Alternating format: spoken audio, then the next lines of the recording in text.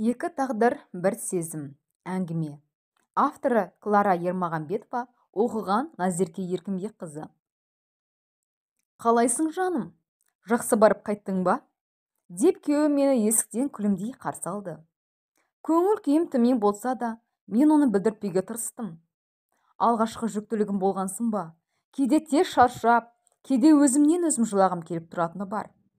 Бүгінде көңілім құлазып, жүрегім әлденені сезгенде шаншып, мазамдала бергені.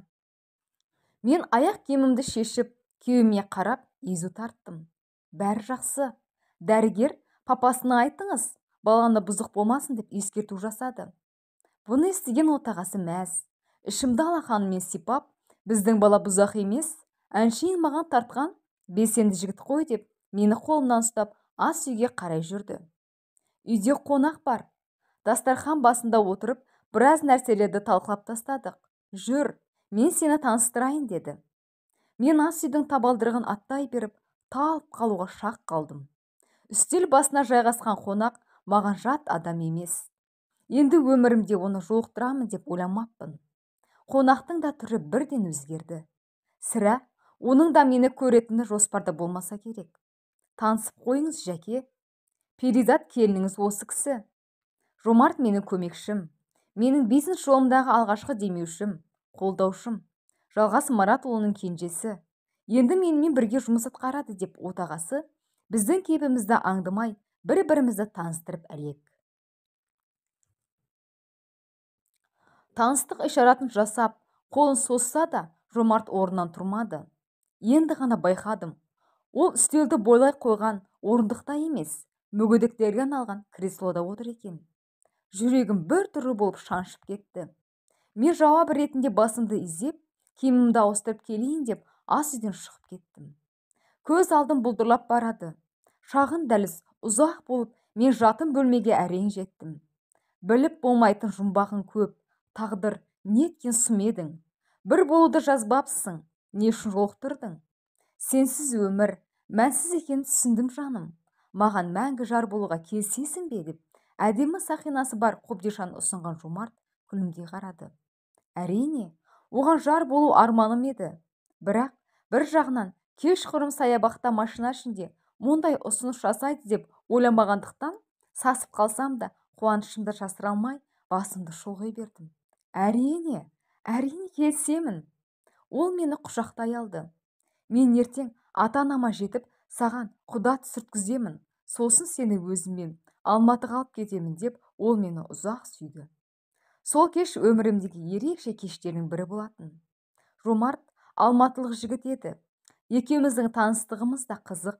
Вокзалда Алматы-Астана пойызын күтіп отырғанда, танысайық деп жанымнан айналшықтап кетпей қойған еді. Одан кейін жол серіктермен келісіп, пойызға отырып алыпты. Бейтаныс қыз үшін осыншама әбігерге түскен жігіттің әрекеттері тұрпайы көрінгенімен, сол таныстық үлкен махаббатқа ұласқан болатын. Ол Алматыдан әделеп, апта сайынғы демалыстарда көлігімен Астанаға келіп тұратын. Шаршайсың ғой, осы апта келмей қойсаңшы деген кездерімде, сен мені сағынбаймысың деп жас балаша ренжіп қалатын. Таң ала келуімде ол Алматыға жол жүріп кетті. Оның хабарын тағатсыздана күтіп мен қалдым. Ол хабарласпады. Шыдамым таусылып, телефон шалып едім, абонент байланыс аясынан тыс жерде дегеннен басқа жауап алмадым. Дей тұра, үмітімді үзбей, телефонды бір сәтке де жанынан алыстатпай, ұзақ тосып жүрдім. Бірақ арада бір ай өтсе де, Жомартынан хабар ала алмадым. Тәуекелге бел буып, Алматыға өзім аттандым. Бір-бірімізді бір жылдан бері білсек те, ата-анасын, достарын танымағаныма өкіндім. Үйінің мекен жайын арадағы әңгімеміз арқылы білетін едім. Ұшақтан түскен бетте тұспалдап сол жерге бардым. Жомарттың тұрмысы жақсы, бай қуатты жанұясының перзенті болатын. Дарбаза алдына мені күзетші күтіп алды. Келген жайымды, аты жөнімді сұрап алғаннан кейін, күте тұрыңыз деп, өзі ішке қарай хабар берді.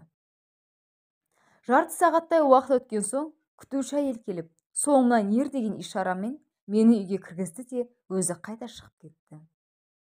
Екі қабатты үлкен үйдің кіре беріс дәлізінің ортасына аппақ диван қойылған екен. Мен зарығып күтіп жүрген Жомарт сонда отыр. Осыдан бір ай бұрын ғана бәрінен де ыстық, жаныма жақын жаның бүгінде түсі суық. Мені көріп, ол қабағын түйді. Мен әрі қарай аттай алмай орында тұрып қалдым. Айта бер, деді ол бейне күнде көріп жүрген адамындай. Аузыма сөз түспей, мен ұзақ тұрып қалдым. Үнсіздікті Жомарттың өзі бұзды. Перизат, сен мені тек кездеп келдің. Хабарласқым келсе, өзім-ақ хабарласар едім. Яғни зауқым соқпағаны. Уақытыңды босқа кетірудің қажеті жоқ еді. Көңілімде, жүрегімде орын алған үміт пен үрей аралас сол бір сезімді сөзбен жеткізу тіптен қиын болатын. Аман есен көргеніме бір қуансам, мына сөзіне, әрекетіне ызаландым. Мен не дерімді білмей, оң қолымдағы сақинаны шешіп, жанына бардым да, диван алдында тұрған кішкентай үстелдің үстіне қойып, бар болғаны, мынаның қажеті қанша еді дедім. Ол күлді. Бұрын оның күлкісін ұнататын едім. Қазір мына орынсыз күлкі бетіме түкіргенмен бірдей көрінді. Мен айныдым. Қателік жасаппын деп ол мырс етті. Бар айтарың осы болса, Калима сені шығарып салсын, деді ол бұрынғысынша суық қалпында. Қажеті жоқ. Өзім кете беремін деп кілт бұрылып, артыма қарамай шығып кеттім. Ол да орнынан тұрмады, қош та демеді. Мен құсалықпен күн кешіп, ұзақ қайғырдым. Кейде екеуміздің кездескен күнімізге лағынет айтқан кездерімде болды. Кейіннен Медетті кездестірдім. Мен оны Жомартты сүйгендей сүйе алмадым, бірақ ол мені құлай сүйетін еді. Екеуміз шаңырақ көтердік. 2 айдан соң тұңғышымыз өмірге келмек. Бақытты едік. Тағдыр тағы оны не үшін жолықтырды? Мен көзімнің жасын сүртіп, төсектің шетіне енді отырған едім, бөлмеге Медет кірді. Жаным, саған не болды? Деп ол мені құшақтай алды. Ештеме, әншейін, көңілім біртүрлі құласып тұрғаны деп мен күйеуімді қатты құшақтадым. Оның шексіз махаббат үшін құрметтейтін едім. Айтпақшы, қонағың қайда? Жомарт па? Асығыс бір істері шығып қалып, сонымен кетті. Негізі ол өте жақсы жігіт, деп жолдасым арқама көрпе жапты. Жақсы? Иә, өте тамаша жігіт. Папасы да алтын адам. Кейін таныстырамын ғой, деді де күйеуім менің жаныма отырды. Қолымды алды. Бұл жігіттің де кешпегені жоқ. Осыдан бірнеше жыл бұрын бұл бір қызға ғашық болған екен. Айтпақшы, сенің жерлесің. Астаналық. Сөйтіп екеуі үйленбекші болады. Күйеуім маған таныс әңгімені бастай жөнелді. Жаңағы қызға сақинасын сыйлап, құда түсемін деп кеткен кезінде бұл бейбақ жол апатына ұрынады. Содан осылай 2 аяқтан қалады деп Медет бір тоқтады. Жүрегім зу ете қалды. Басында басты кейіпкері мен ұқсаған әңгіме енді мен білмейтін арнаға бұрылған тәрізді. Ал қыз ше, дедім мен жолдасымның көзіне тіке қарай алмай. Қызда да әрине кінә жоқ. Ол сорлы. Бұны Астанадан іздеп келсе керек. Бірақ бұл қыздың тағдырын байлағысы келмей, мүгедек екенін білдіртпейді. Ебін тауып қызды қуып шыққан көрінеді. Тамағыма бірдеңе келіп, тіреліп қалғандай болды. Көзімнен аққан жасты жолдасыма түсіндіре алмасымды біліп, мен оның құшағына тығылдым. Жаным сол. Көңілің онсыз да құлазып тұрғанда бекер айттым ғой саған. Уайымдамашы. Жақында сол қыздың тұрмыс құрғанын естіп, бұл да еш жиған көрінеді.